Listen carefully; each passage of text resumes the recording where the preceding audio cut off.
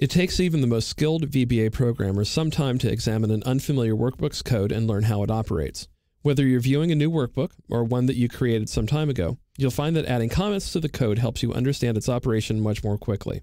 To add a comment, just open a code module, type a single quotation mark, and then type in your comment. So in this case, it could be calculates 9% sales tax.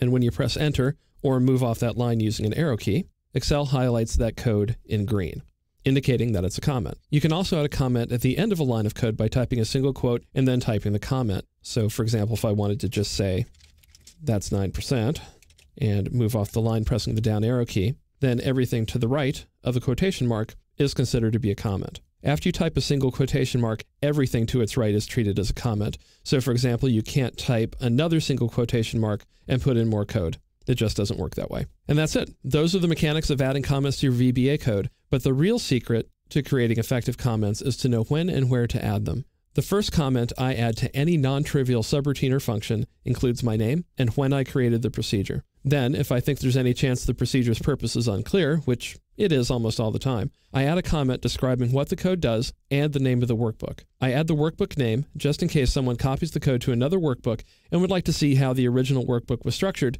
so they don't have to try to visualize it based on the code. As I write a procedure, I add comments for each segment of the code. A segment is what I call a subset of a procedure that performs a specific task. For example, the code in this segment calculates sales tax due on a purchase where the tax rate is 9%. It's easy to see that the calculation adds 9% of a number to the original number, but it's not immediately obvious that the 9% represents sales tax. This is the comment that provides that information. You can also use comments to prevent Excel from running statements in your macro, which comes in very handy when you're testing a procedure. As a simple example, let's say that you have this worksheet, and in cell C7, you have a value that you want to perform a calculation on.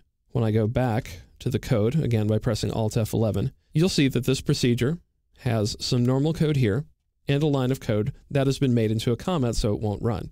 The top line calculates sales tax based on the active cell's value, and in this case, the sales tax rate is 9%. And then this line attempts to write the value of that calculation into cell E7, and the final line tries to write it into cell D7. The question is which of these two lines of code is correct. It's a simple example, but you'll see how it works in a second. I will click inside the body of the macro and press F5. And when I switch back to my workbook, you'll see that Excel wrote the value in cell E7, which is not my target destination. So I will delete this table column. Click cell C7 again, because remember my macro takes the active cell's value, and I'll switch back to the VB editor. And now I will put a single quote mark in front of that line, commenting it out, and remove the quote mark from here, which means that the line will now be executed.